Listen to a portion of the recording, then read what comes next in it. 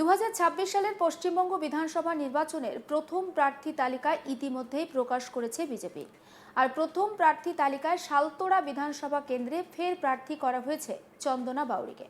আর তারপরই বড় ঘটনা, চন্দনা বাউরির প্রার্থী পদ বাতিলের দাবিতে প্রকাশ্যে একেবারে রাস্তায় নেমে বিক্ষোভ দেখালো বিজেপি এবং বিজেপির একাংশ এই বিক্ষোভে সামিল হয়েছে। বিক্ষোভকারীদের দাবি, চন্দনা বাউরিকে পুনরায় ওই বিধানসভায় প্রার্থী করলে একেবারে গোহারা হারবে বিজেপি। তাই দলের স্বার্থে চন্দনা বাউরির পরিবর্তে নতুন প্রার্থী দেওয়ার দাবি জানিয়েছেন তারা। দলীয় ঝান্ডা হাতে নিয়ে শালতোড়া বাজারে বিধায়ক বিরোধী স্লোগানও তোলেন বিক্ষোভকারীরা। শুধু তাই নয়, চন্দনা বাউরিকে পুনরায় প্রার্থী করা হলে তাকে গোহারা হারানোর হুঁশিয়ারি দিয়েছেন বিক্ষোভকারী বিজেপি কর্মী সমর্থকেরা। চন্দনা বাউরিকে পুনরায় বিজেপি প্রার্থী হিসেবে দেখতে চাইছি না, চাইবো না।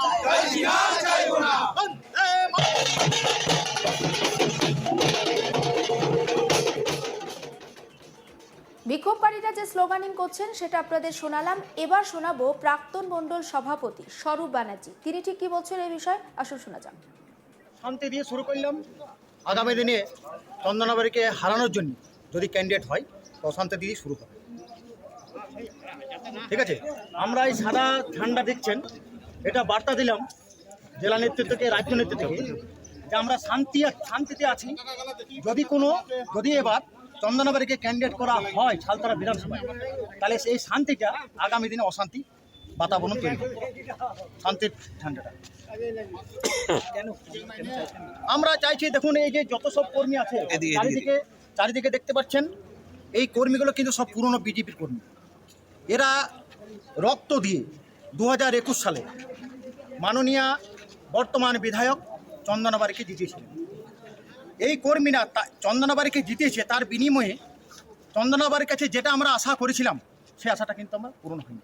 এবং চন্দনা বাউরি যেটা প্রতিশ্রুতি দিয়েছিল, সেই প্রতিশ্রুতি বিজেপি কর্মীদেরকে যারা জিতিয়েছিল তাদেরকে দিয়েছিল, যে পাশে থাকবো, সবসময় আমরা আছি আপনাদের সাথে, কিন্তু কোনো রকম কোনো যোগাযোগ, কোনো কিছু না। এবং চন্দনা বাউরি আজকার দিনে যদি কোনো পুরনো বিজেপি কর্মী যারা তাকে জিতিয়েছিল, যে একটা ফোন করে যে দিদি আমার এই অবস্থা, আপনি আমার এই প্রবলেমের মধ্যে পড়েছি, চন্দনা বাউরি ফোন ধরে। হ্যাঁ, বিতর্কে দেখুন, আমি বিতর্কে জড়িয়েছিল সেই ব্যাপারে, ব্যক্তিগত ব্যাপারে আমি কিছু বলতে চাই না, তার ব্যক্তিগত ব্যাপারে যাব না। তবে বিতর্ক তো আছেই, বিতর্ক না থাকলে দুর্নীতির ব্যাপারে এখন দেখুন, বিরোধী বিধায়ক তো দুর্নীতি কতটা কি করেছে জানি না, তবে নিজে দুর্নীতিবাজ বটে, নিজের স্বার্থ পূরণ হয়ে গেছে।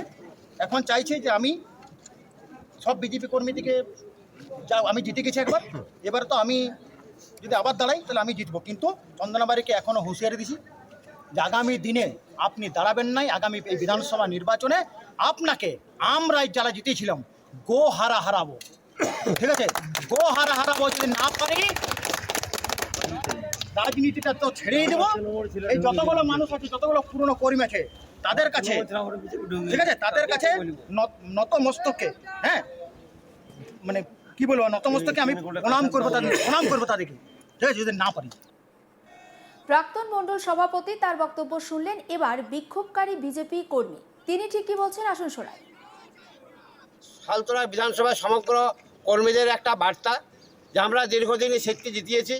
এখন শোনা যাচ্ছে চতুর্দিকে যে আগামী প্রাক্তন বিধায়িকা যদি আবার পুনরায় এখানে সিটে দাঁড়ায় তাহলে আমাদের হেরে যাবে। মানে বর্তমান হ্যাঁ, বর্তমানে আমরা চাইছি যে আমাদের সিটটা যেন জিতে।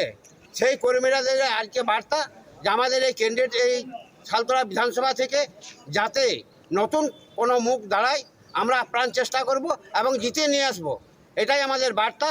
এবং সমস্ত কর্মীদের ইচ্ছা যে যাতে শালতোড়া বিধায়িকা চন্দনা বাউরি এই সিটের থেকে অন্য কোনো জায়গায় আমাদের প্রার্থী বা পার্টি জেলা তথা রাজ্য কেন্দ্র অন্য জায়গায় ওকে শিফটিং করুক, এটাই আমাদের মূল বক্তব্য। আজকে আমরা এই বিক্ষোভের মধ্য দিয়ে জেলাকে জানিয়েলাম, এই খবরের মাধ্যমে রাজ্য জানবে এবং সমস্ত ঊর্ধ্বতন নেতৃবর্গ সবাই জানবে, যাতে আমাদের এই কর্মসূচি মেনে নেওয়া হয়। তাহলে আমাদের এই সমগ্র ভারতীয় জনতা পার্টির কর্মীরা আগামী দিন নতুন ক্যান্ডিডেটের জন্য ঝাঁপিয়ে পড়বো, যাতে আমাদের ক্যান্ডিডেট জিতে যায়। এটাই আমাদের মূল যদি বক্তব্য। চন্দনা বাউরিকে ক্যান্ডিডেট করা হয় আবার কি করবেন? চন্দনা বাড়িকে ক্যান্ডিডেট করলে করার কিছু না, হেরে যাবে সমস্ত কর্মীরা বলছে। আমরা হারাতে চাই না, যাতে আমরা ঊর্ধ্বতন নেতৃত্বকে আমরা আগাম জানিয়ে দেওয়ার চেষ্টা করলাম। দেখলেন তো ঠিক কী পরিস্থিতি তৈরি হয়েছে সেখানে। যদিও ঘটনায় এখনো পর্যন্ত চন্দনা বাউরির কোনো প্রতিক্রিয়া পাওয়া যায়নি। অন্যদিকে এই ঘটনাকে কেন্দ্র করে বিজেপিকে খোঁচা দিতে ছাড়েনি তৃণমূল কংগ্রেসও। একবার শুনে নিন তৃণমূল সাংসদ অরূপ চক্রবর্তীর বক্তব্য।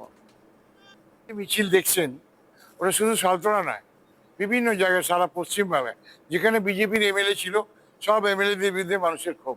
এরা তো বলে তৃণমূলের মধ্যে গোষ্ঠীদ্বন্দ্ব, দেখুন না বিজেপির মধ্যে 4 ডবল গোষ্ঠীদ্বন্দ্ব।